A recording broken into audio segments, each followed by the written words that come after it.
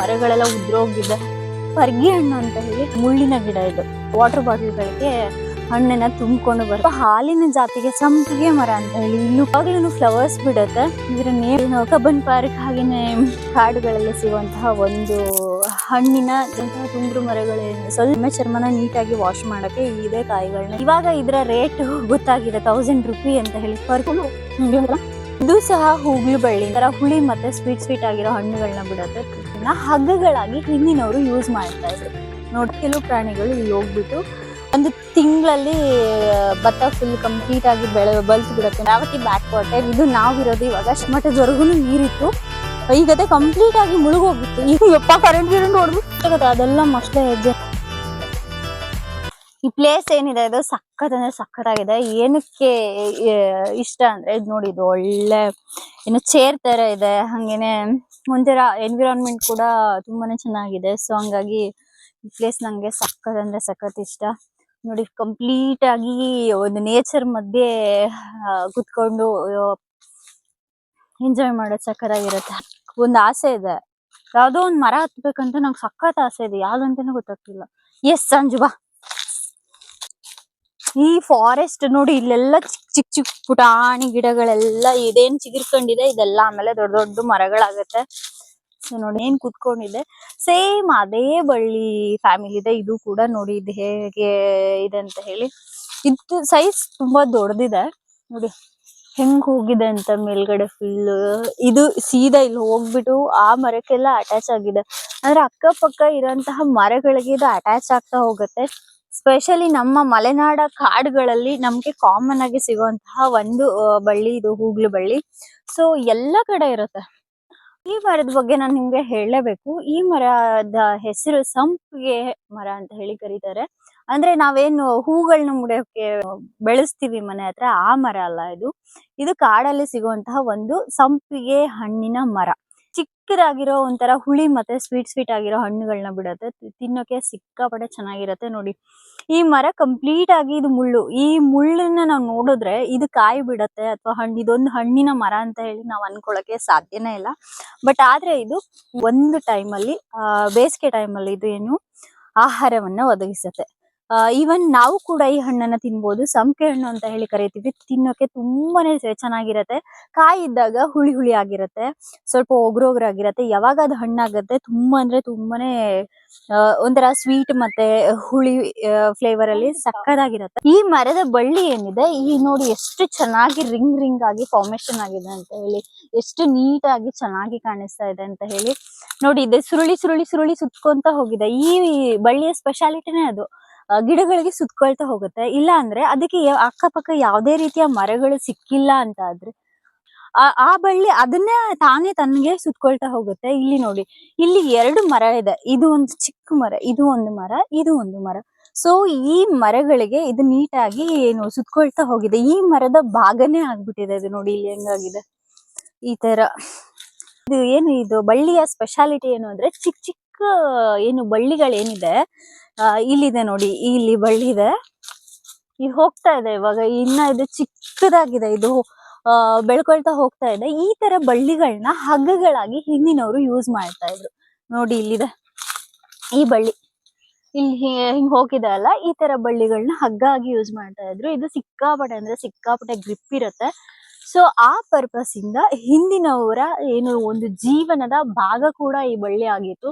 ಇವಾಗಿನ ದಿನಗಳಲ್ಲಿ ಕಾಯಿ ಕತ್ತಾಯಿನ ಯೂಸ್ ಮಾಡ್ತಾರೆ ಅಥವಾ ಅಂದ್ರೆ ಪ್ಲಾಸ್ಟಿಕ್ ದಾರಗಳನ್ನ ಯೂಸ್ ಮಾಡ್ತಾರೆ. ಹಂಗಾಗಿ ಆದಷ್ಟು ಈ ಬಳ್ಳಿಯನ್ನ ಯೂಸ್ ಮಾಡೋವಂಥದ್ದು ಇವಾಗ ಕಡಿಮೆ ಆಗ್ತಾ ಬರ್ತಾ ಇದೆ. ನ್ಯಾಚುರಲ್ ಆಗಿನೇ ಈ ತರ ಹೋಲ್ ಫಾರ್ಮೇಶನ್ ಆಗಿರುತ್ತೆ. ಇನ್ನ ಕೆಲವು ಸಲ ಏನಾಗುತ್ತೆ ಅಂದ್ರೆ ಯಾವ್ದೋ ಒಂದು ಪ್ರಾಣಿಗಳಿರ್ಬೋದು ಅಥವಾ ಬರ್ಡ್ಸ್ಗಳು ಆ ತರ ಮರಗಳನ್ನ ಕೊರ್ದು ಹೋಲ್ ಮಾಡಿರತ್ತೆ.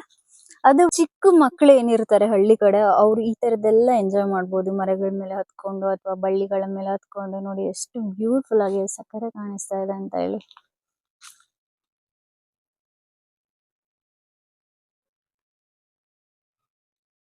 ನೋಡಿ ಈ ತರ ಹೋಲ್ ಫಾರ್ಮೇಶನ್ ಆಗಿದೆ. ಹಾಗೇನೆ ಈ ಮರ ಏಜ್ ಆಗಿರೋದ್ರಿಂದ ಇದು ಉದ್ರೋಗಿದೆ ನೋಡಿ. ಬೇರುಗಳೆಲ್ಲ ಹೆಂಗ್ ಕಾಣಿಸ್ತಾ ಇದೆ ಅಂತ.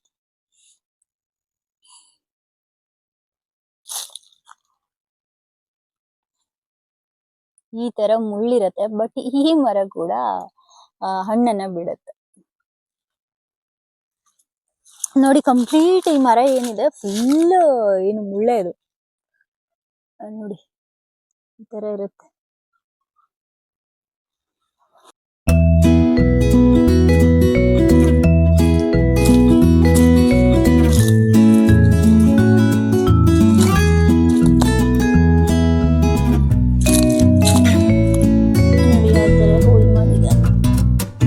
ಇನ್ನ ಎಷ್ಟೋ ಸಲ ಈ ತರ ಏನು ಮರದಲ್ಲಿ ಹೋಲ್ ಏನಕ್ಕಾಗತ್ತೆ ಅಂದ್ರೆ ಒರ್ಲೆಗಳು ಸಹ ತಿಂದಿರೋ ಚಾನ್ಸಸ್ ಇರತ್ತೆ.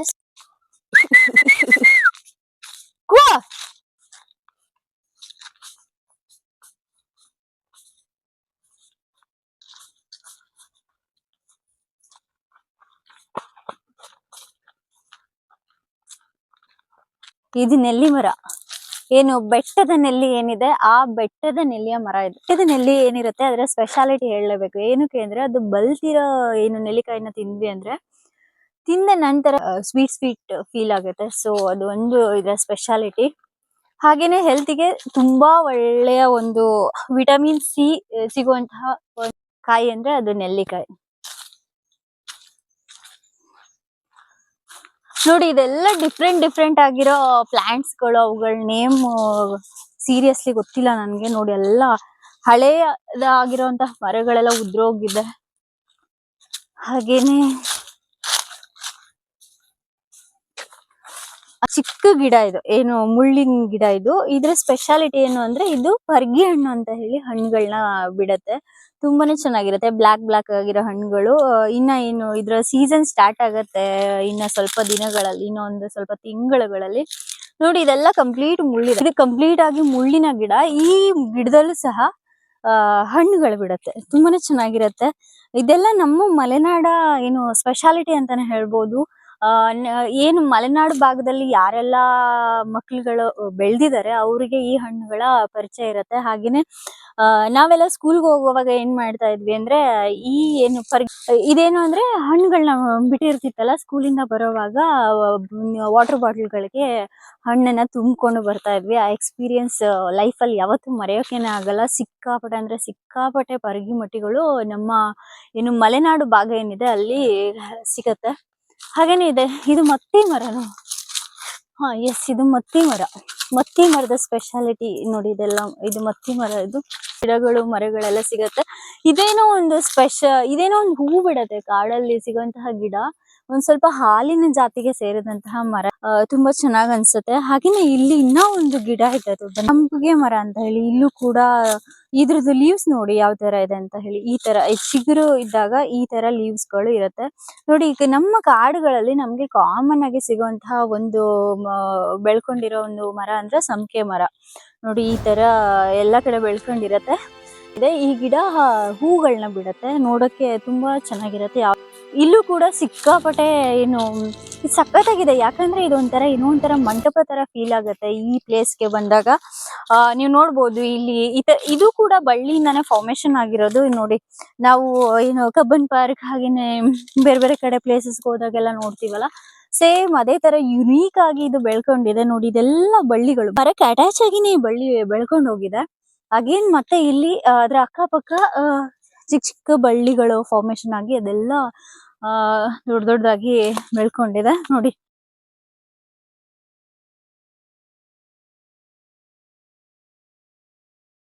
ಮರಕ್ಕೆ ಹೋಗಿ ಅಟ್ಯಾಚ್ ಆಗ್ಬಿಟ್ಟಿದೆ. ಸೊ ಹಂಗಾಗಿ ನಮ್ಗೆ ಏನ್ ಅನ್ಸುತ್ತೆ ಈ ಮರದ್ದೇನೆ ಇದು ಬಳ್ಳಿ ಸಹ ಅನ್ಸುತ್ತೆ. ನೋಡಿ ಈ ತರ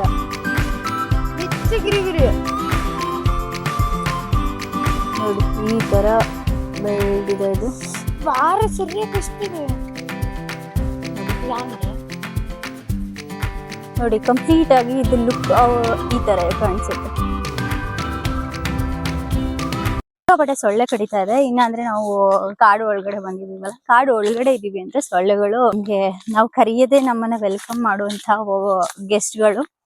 ಸೊ ಹಂಗಾಗಿ ಬ್ಲಡ್ ಅನ್ನ ಸಕ್ ಮಾಡ್ತಾ ಇದ್ದೇವೆ ಕಚ್ಚಿ. ಸೊ ಹಾಗಾಗಿ ನಮ್ಮ ಆಂಜು ಅವರು ಇಲ್ಲ ಮನೆಗೆ ಹೋಗೋಣ ಬಾ ಅಂತ ಹೇಳಿ ಕರೀತಾ ಇದ್ದಾರೆ.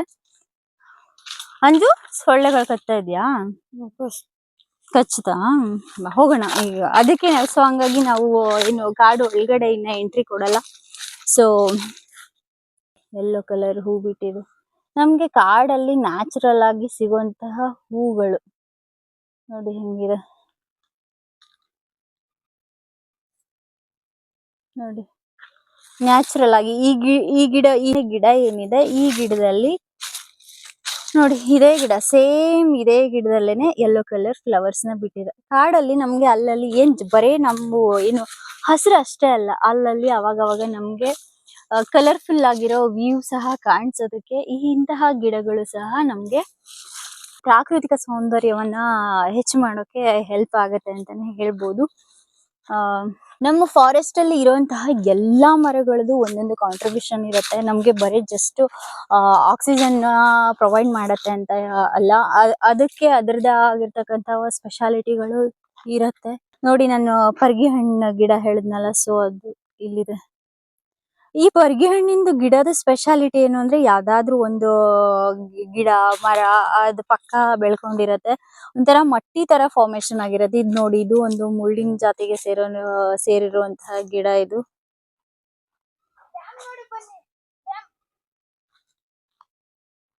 ಆಕ್ಚುಲಿ ಈ ಗಿಡದ ಇದೊಂಥರ ಗಮ್ಮಿನ ಜಾತಿಗೆ ಸೇರಿರೋ ಗಿಡ. ಇದು ಒಂಥರ ಚಿಕ್ಕ ಹಣ್ಣುಗಳನ್ನ ಬಿಡುತ್ತೆ. ಈ ಮರದ ಸ್ಪೆಷಾಲಿಟಿ ಏನು ಅಂದ್ರೆ, ಅದು ಚಿಕ್ಕದು ಗಿಡನೂ ಅಲ್ಲ ಮರನೂ ಅಲ್ಲ, ಮೀಡಿಯಂ ಇದೆ. ಇದ್ರದ್ದು ಸ್ಪೆಷಾಲಿಟಿ ಏನು ಅಂದ್ರೆ, ಇದು ಚಿಕ್ಕಾಗಿರೋ ಗಮ್ಮಿನ ಜಾತಿಗೆ ಸೇರಿರೋ ಒಂದು ತರದ ಹಣ್ಣು ಅಥವಾ ಕಾಯಿಗಳನ್ನ ಬಿಡುತ್ತೆ. ಸೊ ಅದನ್ನ ಗಮ್ಮಾಗಿ ನಾವು ಯೂಸ್ ಮಾಡ್ಬೋದು. ನ್ಯಾಚುರಲ್ ಆಗಿ ನಮ್ಮ ಕಾಡುಗಳಲ್ಲಿ ಸಿಗುವಂತಹ ಒಂದು ಗಮ್ಮಿನ ಮರ ಇದು. ಹಾಗೇನೆ ಈ ಗಿಡದ ಬಗ್ಗೆ ನಾನು ನಿಮ್ಗೆ ಹೇಳಲೇಬೇಕು. ಇದು ಬುಕ್ಕಿ ಗಿಡ ಅಂದ್ರೆ ಬಲ್ತ್ ಮೇಲೆ ತುಂಬಾನೇ ಚೆನ್ನಾಗಿರುತ್ತೆ, ಸ್ವೀಟ್ ಆಗಿ. ಇದು ಕೂಡ ನಮ್ಮ ಕಾಡುಗಳಲ್ಲಿ ಸಿಗುವಂತಹ ಒಂದು ಹಣ್ಣಿನ ಜಾತಿಯ ಗಿಡ ಏನಿದೆ, ಇದು ತುಂಬ್ರು ಮರ. ಸ್ಪೆಷಲಿ ನಮ್ ಸೈಡ್ ಸಿಗುವಂತಹ ತುಂಬ್ರು ಮರಗಳೇನು ಸ್ವಲ್ಪ ತುಂಬ್ರು ಹಣ್ಣಿನ ಸೈಜ್ ತುಂಬಾ ಸ್ವಲ್ಪ ಚಿಕ್ಕದಿರುತ್ತೆ, ಸ್ಮಾಲ್ ಸೈಜ್ ಇರುತ್ತೆ. ಸೊ ಇದು ಒಂದು ತುಂಬ್ರು ಹಣ್ಣಿನ ಮರ ಇದು. ಹಾಗೇನೆ ನೀವು ನೋಡ್ಬೋದು ಶರಾವತಿ ಬ್ಯಾಕ್ ವಾಟರ್. ನಾವ್ ಇವಾಗ ಬಂದಿರೋದು ಶರಾವತಿ ಬ್ಯಾಕ್ ವಾಟರ್ ಹತ್ರ. ಬಟ್ ಆದ್ರೆ ಅದು ಅಷ್ಟು ಚೆನ್ನಾಗಿ ಕಾಣಿಸ್ತಾ ಇಲ್ಲ. ನೋಡಿ ಅಲ್ಲಿ ಸ್ವಲ್ಪ ನೀರ್ ಕಾಣಿಸ್ತಾ ಇದೆ. ನಮ್ ಮಲೆನಾಡು ಭಾಗದಲ್ಲಿ ಇನ್ನ ಕಾಮನ್ ಆಗಿ ಸಿಗುವಂತಹ ಒಂದು ಗಿಡ ಅಂದ್ರೆ ನುರ್ಕುಲ್ ಹಣ್ಣಿನ ಗಿಡ ಕೂಡ. ಅಂಡ್ಲೆ ಮರದ ಎಲೆಗಳು ಈ ತರ ಇರುತ್ತೆ. ನಮ್ಮ ಮಲೆನಾಡು ಭಾಗದಲ್ಲಿ ಕಾಮನ್ ಆಗಿ ಸಿಗುವಂತಹ ಮರಗಳಲ್ಲಿ ಅಂಡ್ಲೆ ಮರ ಸಹ ಒಂದು. ಎಲ್ಲ ಕಡೆ ಬೆಳ್ಕೊಂಡಿರುತ್ತೆ. ಹಾಗೆ ಇದೇನಿದೆ, ಇದು ಅಂಡ್ಲೆಕಾಯಿ. ಇದನ್ನ ನಾವು ಏನಕ್ಕೆ ಅಂದ್ರೆ ಸೋಪ್ ತರ ಯೂಸ್ ಮಾಡ್ಬೋದು. ಹಾಗೇನೆ ಸ್ಲಿಪ್ಪರ್ ಮಾಡಕ್ಕೆ ಸ್ಲಿಪ್ಪರ್ ಎಮ್ಮೆ ಚರ್ಮನ ಯೂಸ್ ಮಾಡ್ತಾರೆ. ಅದನ್ನ ಎಮ್ಮೆ ಚರ್ಮನ ನೀಟಾಗಿ ವಾಶ್ ಮಾಡಕ್ಕೆ ಇದೇ ಕಾಯಿಗಳನ್ನ ಯೂಸ್ ಮಾಡೋದು. ಇದೇ ಮರ ಇದೆ ನೋಡಿ, ಅಂಡ್ಲೆ ಮರ ನೋಡಿ. ನಮ್ಮ ಕ್ಯಾಮ್ರಾಮನ್ಗೆ ಸಿಕ್ಕಾಪಡೆ ಸುಸ್ತಾಗ್ಬಿಟ್ಟಿದೆ. ಈ ಗಿಡ ಏನಿದೆ, ಇದು ಕುನ್ನೇರ್ಲು ಹಣ್ಣು ಅಂತ ಹೇಳಿ, ನೇರ್ಲೆ ಹಣ್ಣಲ್ಲೇನೆ ಚಿಕ್ಕದಾಗಿರೋ ನೇರ್ಲೆ ಹಣ್ಣುಗಳನ್ನ ಬಿಡುವಂತಹ ಗಿಡ ಇದು. ನಾಯಿಗಳಿಗೆ ಸಿಕ್ಕಾಪಟ್ಟೆ ಫೇವ್ರೇಟ್ ಆಗಿರುವಂತಹ ಹಣ್ಣು ನೋಡಿ. ಇದೆಲ್ಲದನ್ನು ಅಷ್ಟೇ ಕುನ್ನೇರ್ಲೆ ಹಣ್ಣಿನ ಗಿಡ. ನಮ್ಮ ಹಳ್ಳಿ ಕಡೆ ಈ ಮರಕ್ಕೆ ಕುನ್ನೇರ್ಲೆ ಮರ ಅಂತ ಹೇಳಿ ಕರಿತೀವಿ. ನೋಡಿ ಅಂಡ್ಲೆಕಾಯಿ ಇಲ್ಲಿ ಎಷ್ಟು ಬಿದ್ದಿದೆ ಅಂತ ಹೇಳಿ. ಇವಾಗ ಅಂಡ್ಲೆಕಾಯಿನ ಸೀಸನ್ ಇರೋದ್ರಿಂದ ಎಲ್ಲ ಕಡೆ ನೋಡಿ ಇಲ್ಲೆಲ್ಲ ಅಂಡ್ಲೆಕಾಯಿಗಳು ಬಿದ್ದಿದೆ.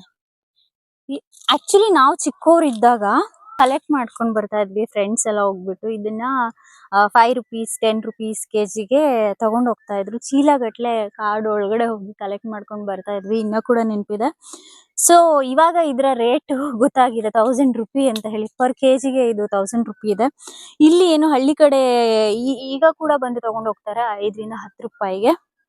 ಸೊ ಇದು ಸಿಕ್ಕಾಪಟ್ಟೆ ಒಂದು ಬೆಸ್ಟ್. ಹಿಂದಿನವ್ರು ಇದನ್ನ ಏನಕ್ಕೆ ಯಾವ ತರ ಯೂಸ್ ಮಾಡ್ತಾ ಇದ್ರು ಅಂದ್ರೆ, ಕೂದಲುಗಳನ್ನ ವಾಶ್ ಮಾಡಕ್ಕೆ ಕೂಡ ಯೂಸ್ ಮಾಡ್ತಾ ಇದ್ರು, ಬಟ್ಟೆಗಳನ್ನ ವಾಶ್ ಮಾಡಕ್ಕೆ ಕೂಡ ಯೂಸ್ ಮಾಡ್ತಾ ಇದ್ರು. ಸೊ ಇದು ಅಂಡ್ಲೆಕಾಯಿ. ಇನ್ನ ಒಂದು ಸ್ಪೆಷಾಲಿಟಿ ಅಂದ್ರೆ, ನಮ್ಮ ಮಲೆನಾಡು ಕಾಡುಗಳಲ್ಲಿ ಕಾಮನ್ ಆಗಿ ಸಿಗೋದು ಅಂದ್ರೆ ಕಳಲೆ. ನೋಡಿ ಇಲ್ಲೆಲ್ಲ ಅಂದ್ರೆ ಬಿದಿರು ಸಿಕ್ಕಾಪಟ್ಟೆ ಬೆಳೆಯುತ್ತೆ. ಸೊ ಇದರ ಕುಡಿ ಏನಿರುತ್ತೆ ಅದನ್ನ ನಾವು ಕಳಲೆ ಅಂತ ಹೇಳಿ ಕರಿತೀವಿ. ಅದನ್ನ ನಾವು ಫುಡ್ ಆಗಿ ಕೂಡ ಯೂಸ್ ಮಾಡ್ತೀವಿ. ಮಳೆಗಾಲ ಟೈಮ್ ಬಂತು ಅಂದ್ರೆ ಕಳಲೆ ನಮ್ಗೆ ಸಿಕ್ಕಾಪಟ್ಟೆ ಸ್ಪೆಷಲ್. ಹಾಗೇನೆ ತುಂಬಾ ಚೆನ್ನಾಗಿರುವಂತಹ ಒಂದು ಫುಡ್. ನಮ್ಮ ಮಲೆನಾಡಿಗರಿಗೆ ಸಿಕ್ಕಾಪಟ್ಟೆ ಫೇವ್ರೇಟ್ ಆಗಿರೋ ಒಂದು ಫುಡ್ ಅಂದ್ರೆ ಕಳಲೆ. ಮಳೆಗಾಲ ಸೀಸನ್ ಅಲ್ಲಿ ಎಲ್ಲರೂ ಕೂಡ ಈ ಕಳಲೆನ ಟೇಸ್ಟ್ ಮಾಡಿರ್ತಾರೆ.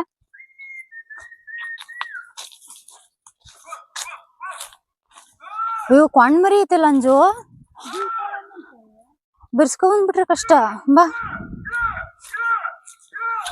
ಹಾದ್ಬಿಟ್ರೆ ಕಷ್ಟ ಕಣ್ಲೆ ಇದು. ಬೇಗ ಬೇಗ ಬಾ. ಎಲ್ಲಿ ಬಾ ಬೆರ್ಸ್ಕೊಂಡ್. ಅಂಜು ಬೇಗ ಬಾ.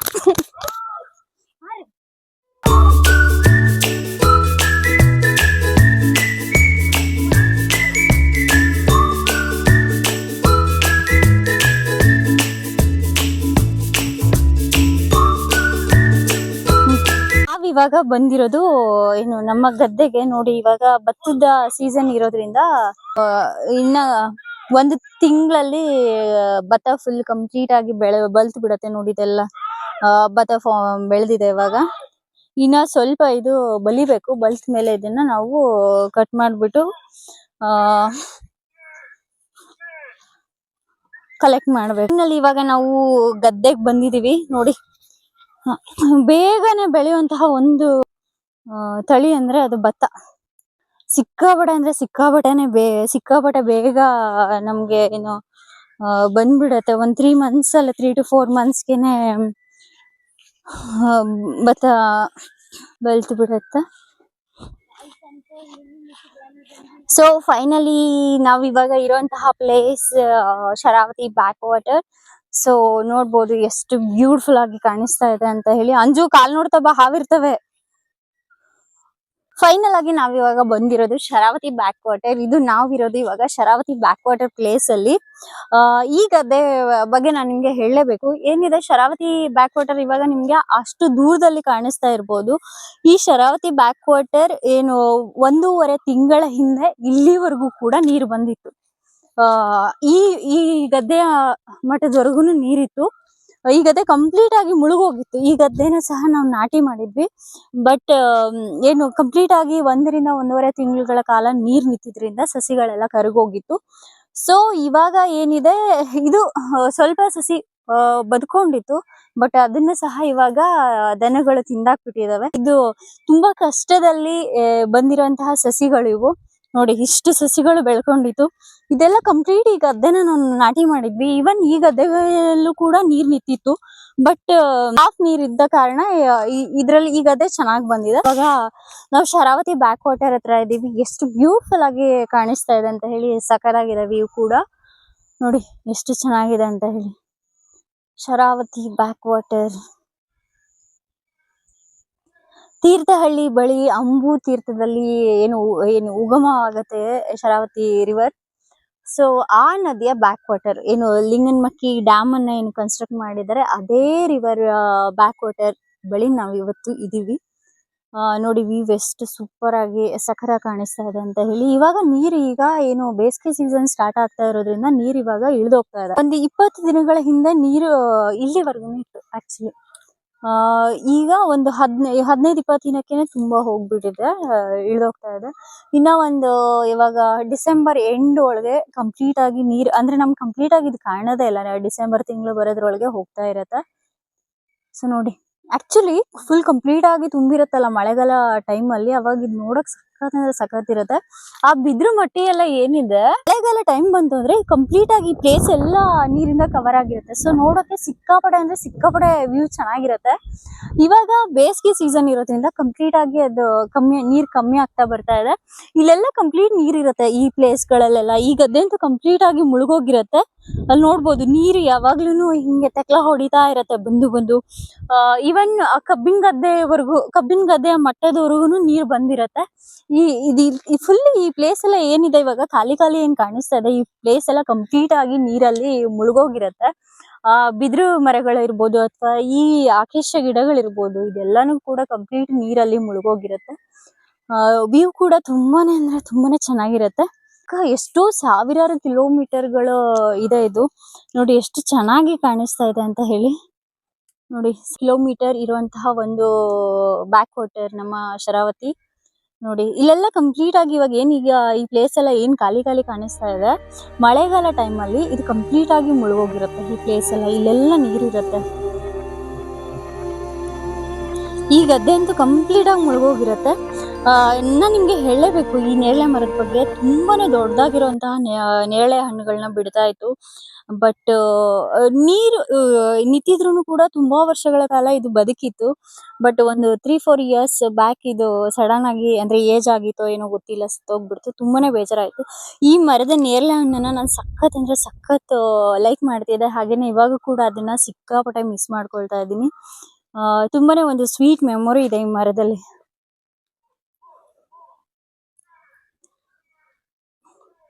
ನೋಡಿ ಎಷ್ಟು ಚೆನ್ನಾಗಿ ಕಾಣಿಸ್ತಾ ಇದೆ. ನೀರಿನ ತೆಕ್ಲ ಕೂಡ ಎಷ್ಟು ಚೆನ್ನಾಗಿ ಬಿಡ್ತಾ ಇದೆ. ಹಾಗೇನೆ ಏನು ಇಂದ 6 o'clock ಒಳಗಡೆ ಇಲ್ಲಿ ಬಲೆನ ಬಿಡೋಕೆ ಬರ್ತಾರೆ. ಒಳಗೆ ಮೀನನ್ನ ಹಿಡ್ಕೊಂಡ್ಬಿಟ್ಟು ಹೋಗಿ ಅದನ್ನ ಸೇಲ್ ಮಾಡ್ತಾರೆ. ನೋಡಿ ಈ ತರ ಇದೆ ವ್ಯೂ.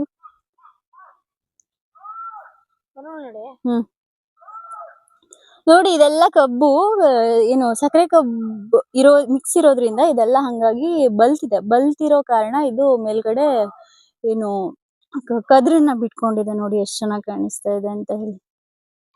ನೋಡಿ ಕಬ್ಬು. ಸೊ ಫೈನಲಿ ಇನ್ನ 1 ತಿಂಗಳಲ್ಲಿ ಭತ್ತದ ಕೊಯ್ಲು ಸಹ ಬರುತ್ತೆ. ನೋಡಿ ಹೆಂಗಿದೆ ವ್ಯೂ.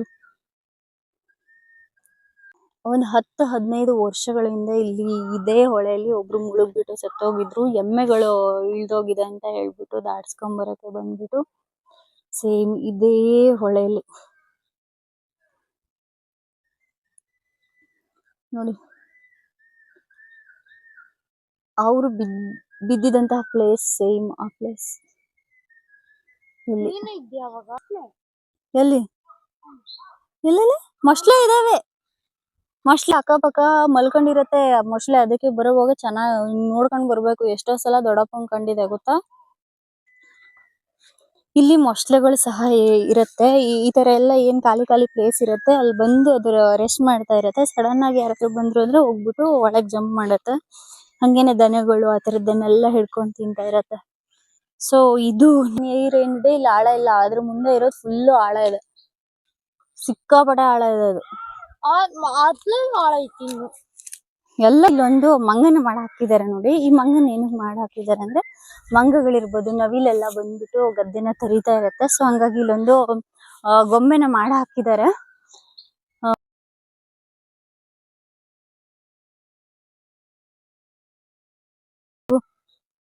ಅಂಜು ತಾಗದ್ರೆ ಹೇಳಲೆ. ಯಪ್ಪ ಕರೆಂಟ್ ಹೊಡೆದು ಯಪ್ಪ ಮಂಜು ಸೀರಿಯಸ್ಲಿ ಭಯ ತಿಳ್ಕೊಂಡ್ಲೆ.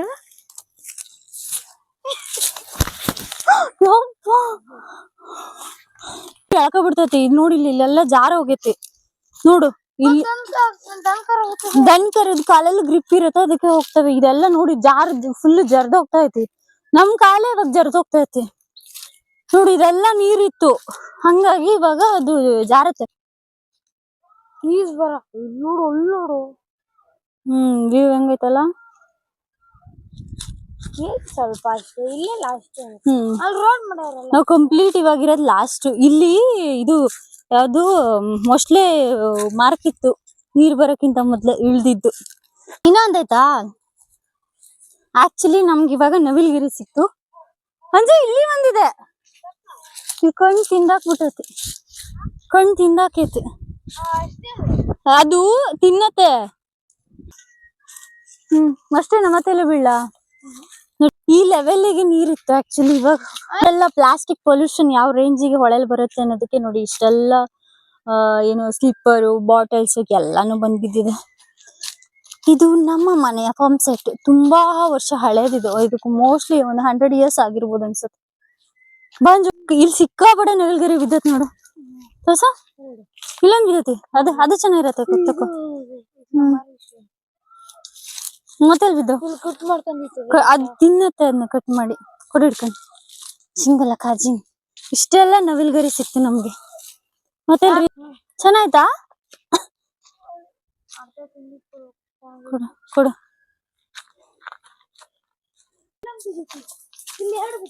ತಕೋ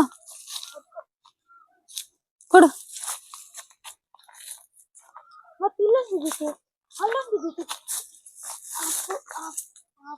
ಅರ್ಧ ತಿಂದಿತ್ತು. ಅಡ್ಡಿಲ್ಲ ಕೊಡು.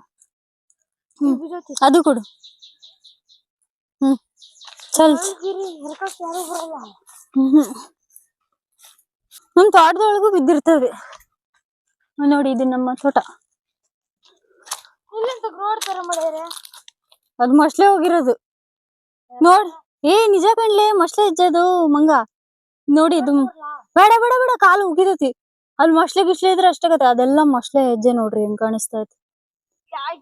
ನೀರು ಹೋಗಿ ಮಳೆಗಾಲದಲ್ಲಿ ರೇಂಜಿಗೊಂಡಾಗೈತಿ. ಇದು ಫುಲ್ ಕೊರಕ್ಲು ನೋಡಿ. ಇದು ಇಲ್ಲಿವರೆಗೂ ನೀರು ನಿಂತಿರತ್ತೆ ನೋಡಿ. ನೀರ್ ಬರುತ್ತೆ ಗುಡ್ದಿಂದ. ಸೊ ಹಂಗಾಗಿ ಯಾವ ತರ ಆಗಿದೆ. ಆಕ್ಚುಲಿ ಮನೇಲಿ ಹೇಳ್ ಬಂದಿದ್ದು 1 hour ಬರ್ತೀವಿ ಅಂತ. ಇವಾಗ ಸಿಕ್ಕಾಪಟ್ಟೆ ಟೈಮ್ ಆಗಿದೆ. ಮನೇಲಿ ಹುಡುಕ್ತಾ ಇರ್ತಾರೆ. ಇನ್ನು ಅಂದ್ರೆ ನಮ್ಮ ಕೋಣೆ ಏನಿದೆ ಅದು ಅಲ್ಲಿ ಒಳಗಡೆ ಬರಕ್ಕೆ ಬಿಟ್ಟಿಲ್ಲ. ಸೊ ಹಂಗಾಗಿ ನಾವು ಬೇಲಿ ಎಲ್ಲ ಹಾರ್ಬಿಟ್ಟು ನುಗ್ಬಿಟ್ಟು ಕಷ್ಟಪಟ್ಬಿಟ್ಟು ಬರ್ತಾ ಇದೀವಿ. ಕಂಪ್ಲೀಟ್ ನೋಡಿ, ಇದೆಲ್ಲ ಫಾರೆಸ್ಟ್. ಹೊಳೆ ಹತ್ರ ಮೊಸ್ಲೆ ಓಡಾಡಿರೋ ಹೆಚ್ಚು ಸಹ ಕಾಣಿಸ್ತಾ ಇಲ್ಲ. ಸೊ ಹೋಗೋದು ಸಿಕ್ಕಾಪಟ್ಟೆ ಡೇಂಜರ್. ಶರಾವತಿ ಬ್ಯಾಕ್ ವಾಟರ್ ಆಗಿರೋದ್ರಿಂದ ಏನು ಡ್ಯಾಮ್ ನೀರಲ್ಲ. ಸೊ ಹಂಗಾಗಿ ಸಿಕ್ಕಾಪಟ್ಟೆ ಮೊಸ್ಲೆಗಳಿರತ್ತೆ. ಸೊ ಇವಾಗ ನಾವು ಮನೆಗೆ ಹೋಗ್ತಾ ಇದೀವಿ.